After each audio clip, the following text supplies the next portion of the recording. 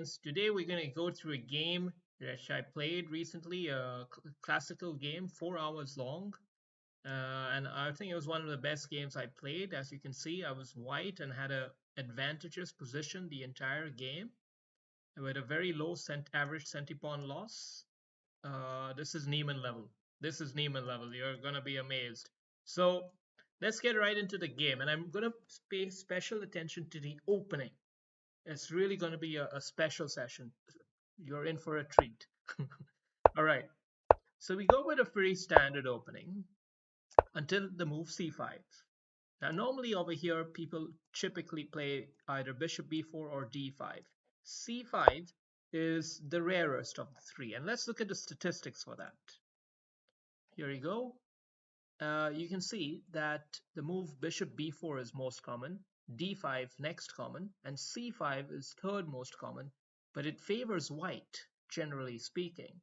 It makes it a bit more double-edged, but definitely favors white. So that's the first minor error of my opponent in terms of opening choice. But it's really nothing to gripe about. And now we reach this kind of position right here. And I know these games well. I've played them plenty of times. I know the plans for black. The whole plan revolves around this square. It's all about knight going here, bishop going here, and sort of honing in on this square with all three pieces, controlling it. That's really the essence of black's plan. And knowledge of that helps me to figure out how to counter it. So for example, I want to make sure that the knight that comes here is never able to get dislodged by the bishop. That's one thing. Another one is the bishop, if I wanted to reach here, I wanted to be able to handle a knight h5 type of maneuver. So these are two factors which I take into account while planning. Now, another thing I want to point out in this position is statistically, like this is what it is in the stats. And now I can choose between two plans, e4 or knight f3. e4 is a bit more normal for this situation, but knight f3 is really tempting. And the main idea with knight f3 is that you eventually would play knight to d2 and then knight to c4, kind of like a little bit of a hopping idea. And this pattern is quite common in a similar looking opening called the Benko Gambit. You notice this position is so similar to this one. It's almost the same pawn structure wise. And in this position especially, I very much commonly play knight f3, knight d2 before I play e4. The point being that you don't want to play e4 and allow bishop to come to g4 and pin the knight. So that's the reason why it ends up being with this double knight maneuver, as you can see over here. And look at the odds. The odds are really good for white in this kind of structure. Same that you would see over here. Very good odds for white. Knight f3, knight d2. In this situation, the queen is over here. In the other situation, the bishop's over here. No matter what black does, this structure tends to favor white. In our setup, which is this one, if I were to do the knight f3, knight d2 maneuver, I would have to still contend with the fact that he can eventually maybe play b5 when the knight is here, and that would potentially swing momentum in his favor, which is not the case in the other structure where he's given up this pawn. You notice over here, earlier there was b5, then c takes b5, and then a6, and then b6, like giving back the pawn. But over here, notice there's no b5 counterpunch. So anyway, I was grappling with these kind of thoughts during the game as to help me figure out what move to play right in this situation. And ultimately, I went with something I was a bit more familiar with, and that's e4, because the knight f3, knight d2 plan, I didn't really know how it would work against b5. Now when I look at the statistics, it shows that knight f3, knight d2 also has a pretty good percentage, 50 to 35, but still a little bit worse than the other ones over here, which are, like 47-25 or 50-28. Anyway, it's in the ballpark. So it's worth playing, but I was just not familiar with it. And when you're not familiar, you should go with what you know.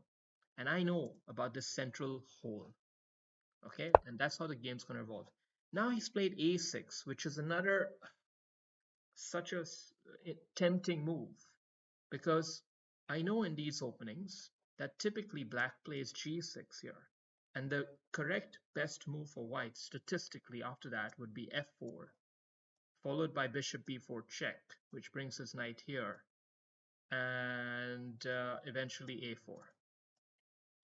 But it allows black to make quite a few mistakes. Like if I go f4 and bishop check and he doesn't play knight back, but instead takes this knight forward, then it allows me to play e5 with tempo supported by the f4 pawn, and this starts to cause all sorts of problems for black.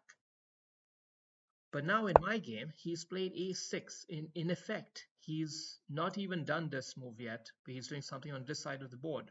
And if I just choose to ignore it, I could still play this kind of f4 e5 maneuver and disturb the knight, which would cause all sorts of problems, but it's also very committal. Once you play f4, you got to know what you're doing. So again, it was a tricky situation. And now let's look at the stats. Let's look at what the stats have to say for this a6 position. f4 has a huge winning percentage compared to a4, but a4 is the mainline move, most commonly played. So there you have it. f4 is probably the right move, but you need to know what you're doing then. I go with the safer choice because I understand this position, so I'm just going with what I know. And he's doing his usual stuff. And now here, I make the move h3. And I'm very proud of this move because it shows that I understand the game. I understand that I just don't want to allow him to pin my knight after I come out here. Because this knight is so crucial to fend off whatever piece is trying to get here. In addition, h3 also allows me to tuck away my bishop should I need to, if he were to play knight h5. So it has a lot of purpose behind it. And let's look at what the stats have to say about that move. Here you go. Here's the position, h3. And look at it.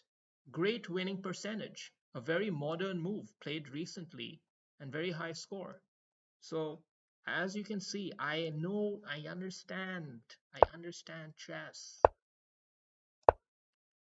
So now we're in this setup here. And now as I was playing the game, I was thinking it would be really nice if I could play bishop to c4, but the more I looked at it, I saw this pawn is actually rather weak. And if I don't start defending it right now, it could fall under a lot of pressure with these kind of setups with the uncastled king. So I played a bit of a safer move. And now he's preparing the knight hop into the square of interest. And at this point, I could have played bishop f4, which is probably the correct move here, I would say, in retrospect, after having analyzed the opening databases. But I played castles instead.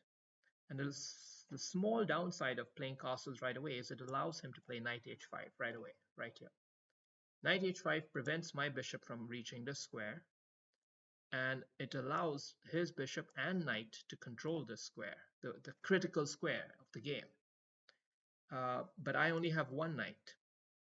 And because of that, in this situation, he should have played knight h5 and he would have had a much more comfortable game, much more in line with his strategy. And I, instead of castling, should have probably played bishop f4 to counter that already, preemptively.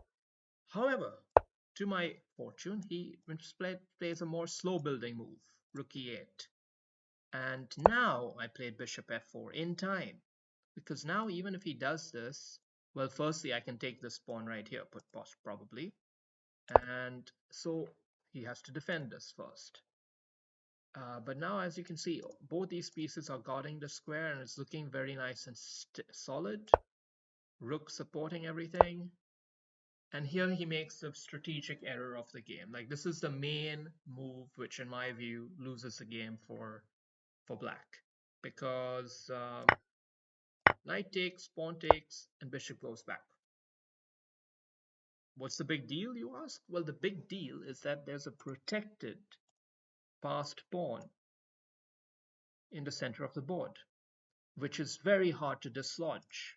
It's a strategic win here at this point.